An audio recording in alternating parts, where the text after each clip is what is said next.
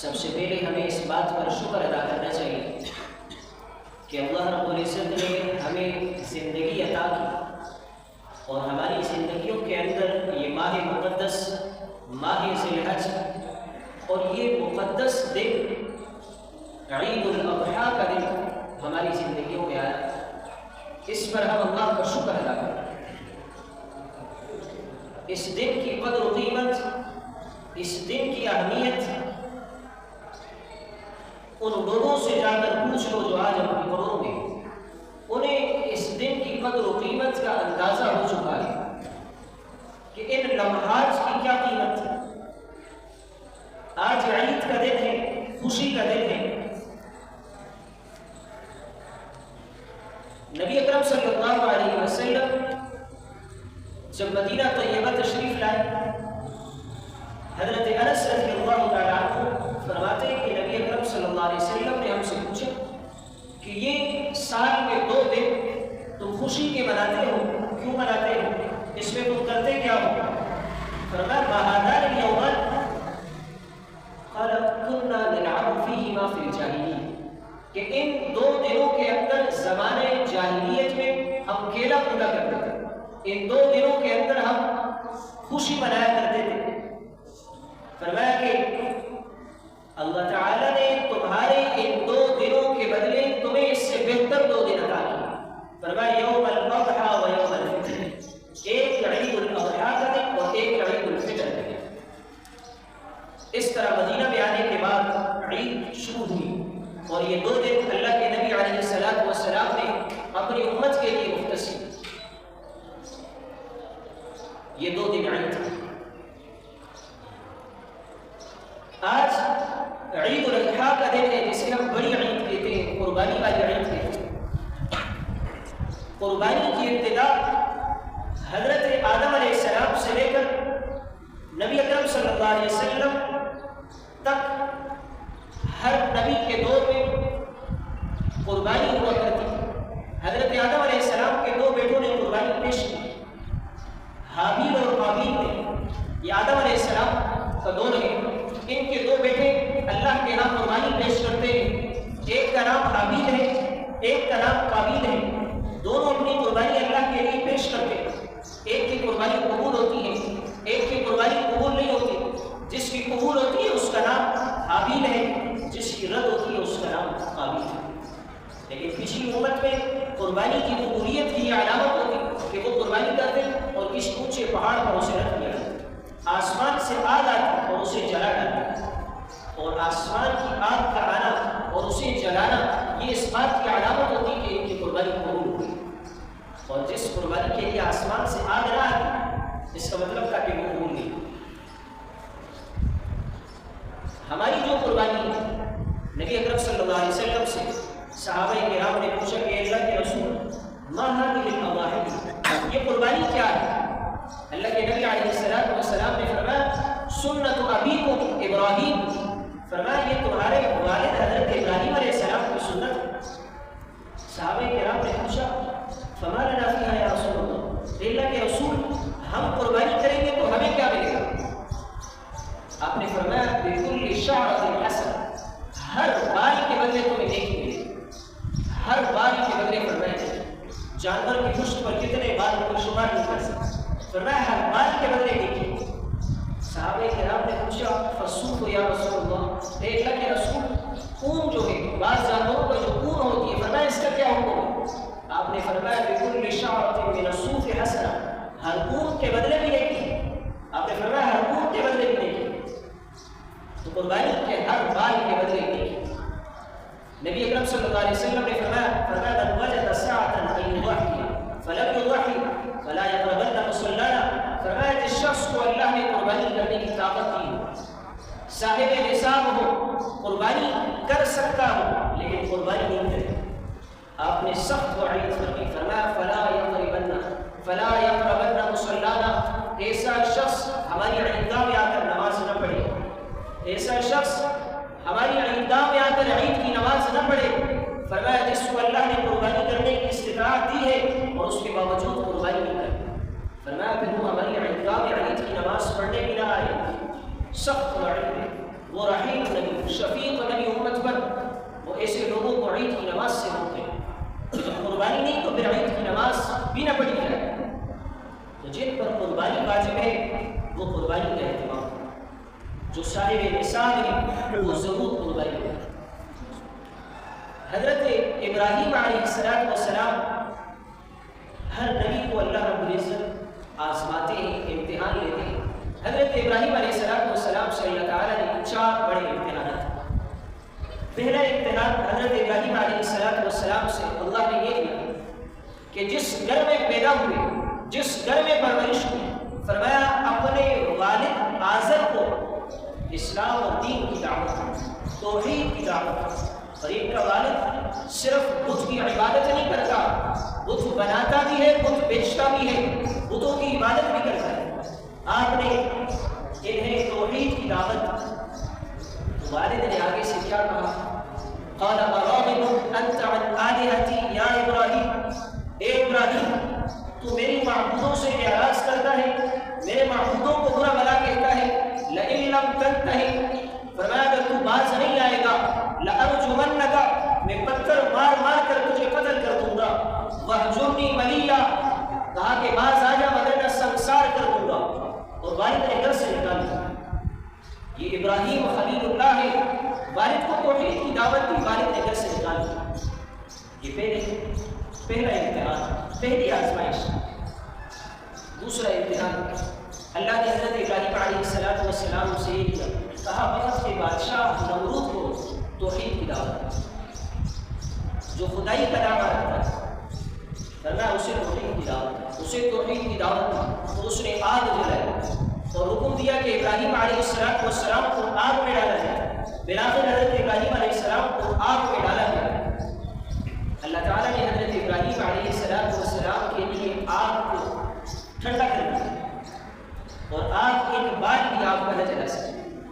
آگ میں تاثیر نہیں جب تک اللہ کا حکم نہ، پانی ڈبو نہیں سکتی جب تک اللہ کا حکم نہ، چھری کاٹ نہیں سکتی جب تک اللہ کا حکم نہ۔ اگر آگ میں جلانے کی تاثیر ہوتی تو حضرت ابراہیم علیہ السلام کو جلا دیتا، جب تک اللہ کا حکم نہ ہو آگ جلا نہیں سکتی۔ سمندر میں ڈبونے کی صلاحیت نہیں ہے جب تک اللہ کا حکم نہ ہو۔ حضرت موسیٰ علیہ السلام سمندر کراس کرتے ہیں، فرعون سمندر میں غرق ہوتا ہے، سمندر حضرت موسیٰ علیہ السلام کو نہیں ڈبوتی، جب تک اللہ کا حکم نہ ہو سمندر ڈبو نہیں سکتا۔ چھری کاٹ نہیں سکتی جب تک اللہ کا حکم نہ ہو۔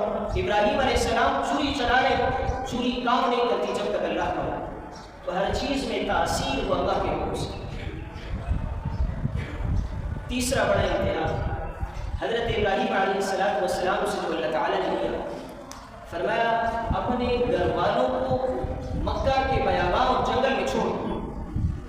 حضرت ابراہیم علیہ السلام اپنی بیوی حضرت حاجرہ علیہ السلام کو لے کر اور اپنے بیٹے حضرت اسماعیل علیہ السلام کو لے کر مکہ چلے، اور وہ مکہ کہ جس وقت وہاں کوئی انسان تو دور کی بات، کوئی جانور اور درندہ بھی نہیں ہوا، بالکل بیاباں اور جنگل ہے، وہاں ان دونوں کو چھوڑا اور واپس آئے۔ بیوی نے کہا کہ ہمیں یہاں کیوں چھوڑ رہے ہو، یہ تو جنگل ہے۔ حضرت ابراہیم علیہ السلام نے جواب تک نہ دیا اور چلے آئے۔ جب بیوی نے بار بار کہا تو سر ہلایا۔ بیوی نے کہا کہ اگر اللہ کا حکم ہے تو اللہ ہمیں ضائع نہیں کرے۔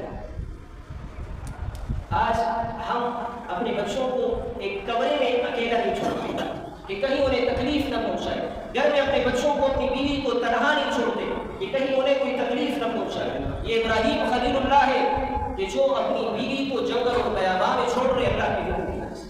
یہ تیسرا بڑا امتحان اللہ نے حضرت ابراہیم علیہ السلام سے۔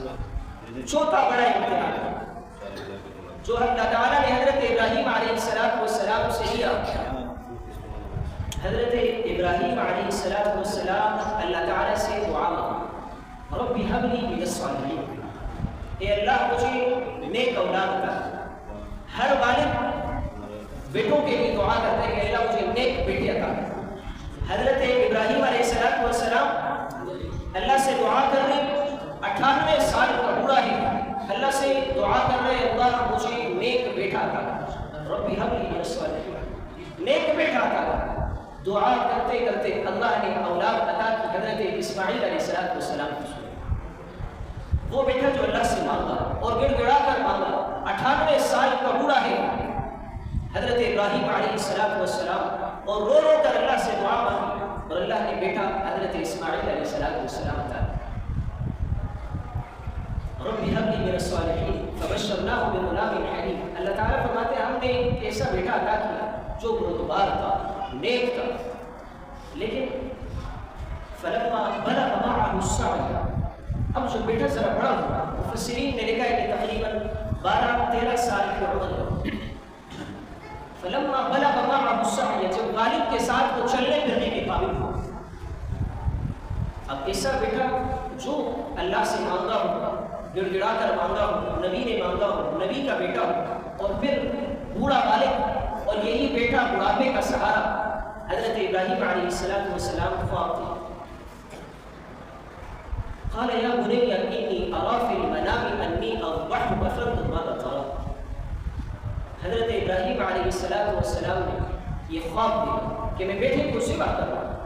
اپنی بیوی سے کہا کہ میرے بیٹے کو تیار کر، اسے کہیں لے جانا ہے. ماں نے بیٹے کو تیار کیا ہے.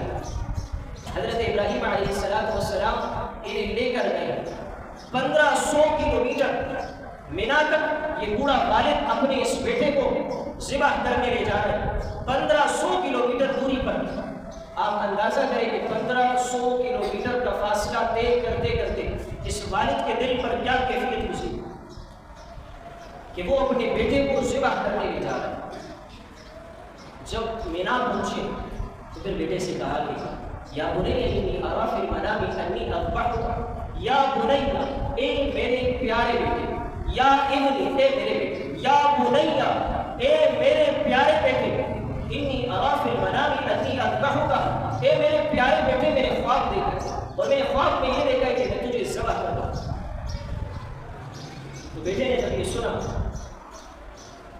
فانظر ماذا ترى، کہ بیٹے آپ کی کیا رائے، مشورہ نہیں دے رہے، بتا رہے کہ اگر تو راضی ہوگا تو بہت اچھی بات ہے، اگر راضی نہیں ہوگا تو اللہ کا حکم ہے اسے پورا تو کرنا ہے. اب بیٹی کا جواب سنا. فرمایا قال یا ابت افعل ما تؤمر، یا ابت افعل. فرمایا اے ابا جان، یا ابت، اس میں بھی بڑی محبت ہے. فرمایا یا ابت، اے میرے پیارے ابا جان، یا ابت افعل، اے میرے پیارے ابا جان دیر کیوں کرتے ہو. فرمایا دیر کیوں کرتے ہو جب اللہ کا حکم ہے. فرمایا کہ آپ کی جگہ مجھے اللہ مل جائے گی اور اس دنیا کی جگہ مجھے جنت مل جائے گی. کہا یہ تو بہترین سودا ہے. کہا یہ ابا جان تو دیر کیوں کرتے ہو. لیکن پھر ماں کا خیال آیا. کہا ہاں میری ماں جو انہیں پتہ چلے گا تم نے بہت دکھ. علامہ بغوی رحمۃ اللہ تعالی علیہ معالم التنزیل میں اس بیٹے نے والد سے کہا کہ ابا جان جب آپ مجھے ذبح کرنے لگے تو میرے کپڑے سمیٹ لیں. کہا کہ ذبح کی تکلیف کی وجہ سے میں حرکت کروں گا تو میرے کپڑوں پر خون لگ جائے اور میری ماں جب میرا یہ کرتا دیکھے گی تو اسے تکلیف ہوگی. یہ 12 سال کا بیٹا ہے جو اپنی ماں کی فکر کر رہا ہے، اور آج کا 25-30 سال کا نوجوان جو ماں کے سامنے اپنی اسی زبان سے زبان درازی کرتا ہے، یہاں تک کہ گالی دیتا ہے. جس ماں نے اس بچے کے بولنے پر مٹھائیاں بانٹی اور خوشیاں تقسیم، آج وہی بچہ نوجوان ہو کر اپنی اسی زبان سے اپنی ماں کو برا بنا. یہ بھی بیٹا ہے. فرمایا کہ بجان میرے کپڑے سمیٹ لے، اور فرمایا بجان میرے پاؤں اور ہاتھ باندھ لے. فرمایا کہ ذبح کی تکلیف کی وجہ سے کہیں میں حرکت کروں اور ذبح میں تاخیر نہ ہو. فرمایا ذبح میں تاخیر نہ ہو. حضرت ابراہیم علیہ السلام اپنے اس بیٹے کے ہاتھ پاؤں ایسے باندھتے ہیں جیسے آپ اپنے قربانی کے جانور کے پاؤں باندھتے ہیں. بیٹا بھی بڑا نیک. آپ میں سے اکثر کے اولاد ہوں گے. ذرا تصور کریں کہ 12 سال کا بیٹا 98 سال کا بوڑھا والد، اور وہ اپنے ہاتھوں سے 1500 کلومیٹر کا سفر طے کر کے اپنے ہاتھوں سے اپنے بیٹے کو ذبح کرنے لے جا رہا ہے. اس والد کے دل پر کیا گزری؟ فرمایا یا ابت افعل ما تؤمر، اے ابا جان جو اللہ کا حکم ہے اسے پورا کر دیجیے. فرمایا ستجدنی ان شاء اللہ من الصابرین، اگر اللہ نے چاہا تو میں صبر کرنے والوں میں سے. میں اللہ کے اس حکم پر صبر کروں گا۔ فلما اسلما وتلہ للجبین، قرآن نے عجیب نقشہ کھینچا، فرمایا فلما اسلما، جب باپ بیٹا دونوں فرمانبردار ہوئے، جب باپ اور بیٹے نے دونوں نے اللہ کے حکم کو پورا کرنے کی ٹھان لی، فلما اسلما وتلہ للجبین، اور بچے کو کروٹ کے بل لٹھایا۔ معالم التنزیل میں علامہ بغوی رحمۃ اللہ تعالیٰ علیہ لکھتے ہیں، فرمایا اس بیٹے نے اپنے والد سے یہ بھی کہا کہ ابا جان میرے چہرے کو زمین کی طرف کر دے، کہا کہیں ایسا نہ ہو آپ کی آنکھیں میرے چہرے پر پڑے اور کہیں والد کی جو شفقت ہے اس کی وجہ سے اللہ کے حکم میں داخل ہو۔ اور یہ بھی لکھا ہے، کہا جب والد اپنے اس بیٹے کو ذبح کرنے والے تھے، فرمایا کہ والد نے اپنے بیٹے کے ماتھے کو چھوا، اس کی پیشانی کو بوسہ دیا اور کہا کہ اللہ نے مجھے بڑی نیک اولاد دی ہے جو اللہ کے حکم کو پورا کرنے میں میری معاون بن رہی ہے، میری مخالف بن رہی ہے۔ یہ وہ بیٹا ہے، یہ 12 سال کا بیٹا ہے۔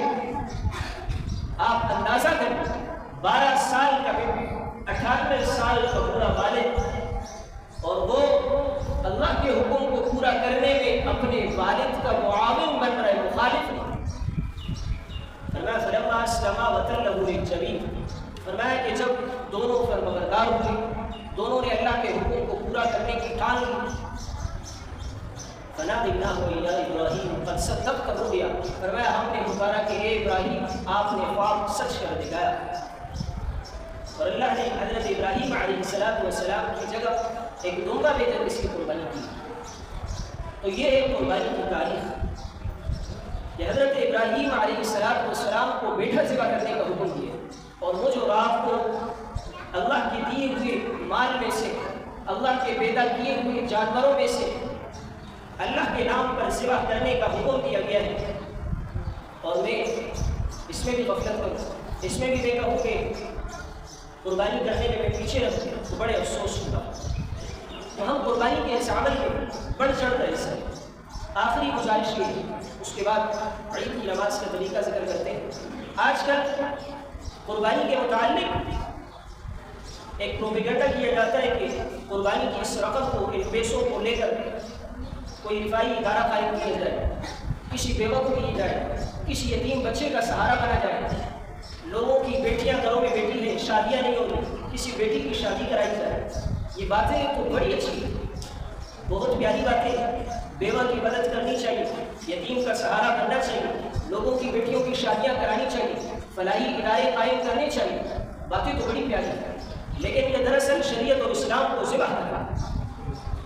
ہم جب اپنی شادیاں کرواتے ہیں تو شادیوں میں 10-15 لاکھ روپے ہم خرچ کرتے ہیں، وہاں ہم یہ نہیں سوچتے کہ 2-4 لاکھ روپے خرچ کریں اور باقی پیسے کسی بیوہ کو دے دیں، کسی یتیم کو دے دیں، وہاں ہم یہ نہیں سوچتے۔ 1 لاکھ روپے کا موبائل خریدتے ہیں، وہاں ہم یہ نہیں کرتے کہ 20,000 کا موبائل خریدیں، 80,000 کسی یتیم بچے کو دے دیں، کسی گھر میں راشن دے دیں۔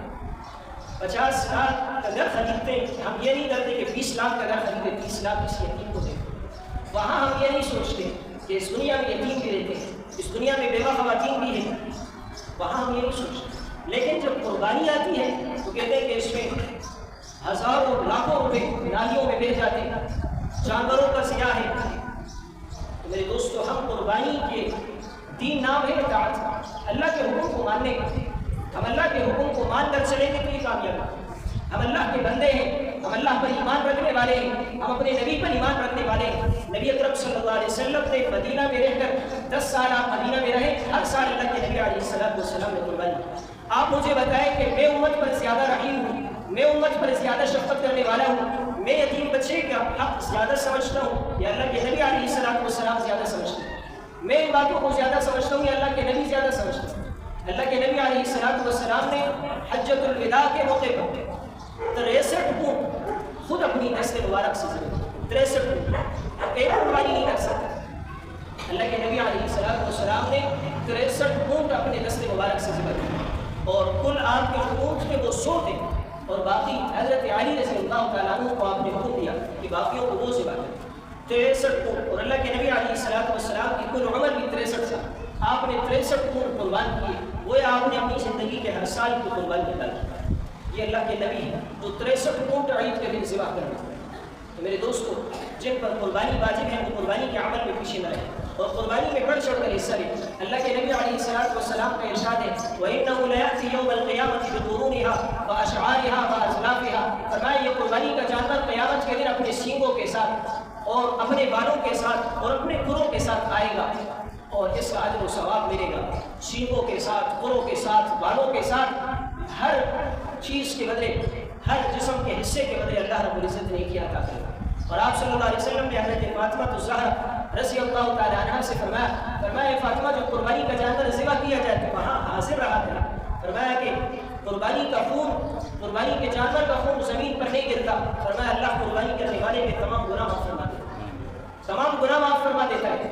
فرمایا قربانی کا جانور کا خون زمین پر گرنے سے پہلے اللہ قربانی کرنے والے کے تمام گناہ معاف کر دیتا ہے۔ تو ہم اپنی طرف سے جو قربانی کریں، اللہ نے استطاعت دی ہے، اللہ نے طاقت دی ہے، تو نبی اکرم صلی اللہ علیہ وسلم کے لیے ہم قربانی کریں۔ یہ جذبہ ہر مسلمان کے دل میں ہونا چاہیے کہ میں اپنے نبی اکرم صلی اللہ علیہ وسلم کے لیے ایک حصہ قربانی کروں۔ اللہ کے نبی علیہ السلام ہر سال 2 قربانیاں کیا کرتے ہیں، ایک اپنی طرف سے اور ایک ان تمام امت کی طرف سے قیامت تک کے لیے کہ جو لوگ قربانی نہیں کر سکتے، جو غریب ہیں، تنگ دست ہیں، قربانی کر نہیں سکتے۔ اللہ کے نبی علیہ السلام نے ساری زندگی مدینہ میں 10 سال رہ کر آپ نے ان لوگوں کی طرف سے قربانی کی۔ تو جو صاحب استطاعت ہیں، جن کو اللہ نے طاقت دی ہے، وہ نبی اکرم صلی اللہ علیہ وسلم کے لیے قربانی کریں، اور جن پر قربانی واجب ہے وہ قربانی کے عمل میں بالکل پیچھے نہ رہے۔ اللہ رب العزت سے دعا ہے کہ ہم سب کو ان تمام باتوں پر عمل کرنے کی توفیق عطا فرمائے۔ وقت مختصر ہے، عید کی نماز کا طریقہ مختصر بتا کر عید کی نماز پڑھتے ہیں۔ دیکھیں سب سے پہلے نیت یہ ہے کہ میں نیت کرتا ہوں 2 رکعت واجب 6 زائد تکبیروں کے ساتھ منہ میرے کعبے کی طرف پیچھے اس امام کے اللہ۔ یہ کوئی مشکل بات نہیں۔ دیکھیں نیت میں آپ کو نماز کا طریقہ بتاتا ہوں، تو نیت کے بارے میں ذکر کرتا ہوں۔ عام نمازوں کی طرح یہ 2 رکعت، یہ کوئی نئی نماز نہیں، آسان نماز ہے۔ آپ صرف غور سے سنیں تو انشاءاللہ آپ کو نماز میں ایک دوسرے کو دیکھنے کی ضرورت نہیں پڑتی کہ پچھلی صف والے اگلی صف والوں کو دیکھیں اور اگلی صف والے اس سے اگلی صف والوں کو دیکھیں، اس کی ضرورت پھر آپ کو نہیں پڑے گی۔ نیت ہو گئی، نیت کے بعد سب سے پہلے اللہ اکبر ہاتھ کانوں تک اٹھانے ہیں اور باندھ لینے ہیں، جو ہم ہر نماز میں باندھتے ہیں۔ ثنا سبحانک اللہم و بحمدک، یہ ثنا صرف پڑھنی ہے۔ اس کے بعد پھر اللہ اکبر ہوگا، ہاتھ کانوں تک اٹھانے ہیں، چھوڑ دینے ہیں، 2 تکبیریں ہو گئی۔ پھر تیسری تکبیر میں پھر ہاتھ کانوں تک اٹھانے ہیں، چھوڑ دینے ہیں، 3 ہو گئی۔ چوتھی تکبیر میں ہاتھ کانوں تک اٹھانے ہیں اور باندھ دینے۔ امام سورہ فاتحہ پڑھے گا، سورت پڑھے گا، عام نمازوں کی طرح رکعت مکمل ہو جائے گی۔ اس کے بعد دوسری رکعت ہوگی، امام سورہ فاتحہ پڑھے گا، سورت پڑھے گا، رکوع میں جانے سے پہلے پھر 3 تکبیریں ہوگی۔ ہر تکبیر میں ہاتھ کانوں تک اٹھانے ہیں، چھوڑ دینے ہیں۔ چوتھی تکبیر میں رکوع کرنا ہے، رکوع کے بعد عام نمازوں کی طرح ہماری نماز مکمل ہوگی۔ نماز کے بعد دعا ہوگی مختصر سی، اور اس کے بعد پھر خطبہ ہوگا۔ خطبے کے بعد بس عید کی نماز آپ کی مکمل ہو جائے گی۔ خطبہ سننا واجب ہے۔ بعض لوگ عید کی نماز میں تو بڑے شوق سے شرکت کرتے ہیں لیکن خطبے کے لیے نہیں بیٹھتے، تو خطبہ سننا واجب ہے، خطبے میں ضرور شرکت کریں۔ نیت کے بارے میں کوئی نہ الجھے، نیت آپ سب کا اس مسجد میں آنا یہ نیت ہے۔ آپ میں سے کسی شخص کو نیت کرنے کی ضرورت نہیں۔ آپ یہاں مسجد میں آئے ہیں، عید کی نماز پڑھنے کے لیے آئے ہیں، صبح سویرے اٹھے ہیں، غسل کیا ہے، نئے کپڑے پہنے ہیں، وضو کیا ہے، یہ آپ سب کی نیت ہے۔ جیسے ہی امام اللہ اکبر کہے، ہاتھ کانوں تک اٹھائے اور بات۔ اللہ رب العزت سے دعا ہے کہ ہمیں دین کی سمجھ عطا فرمائے۔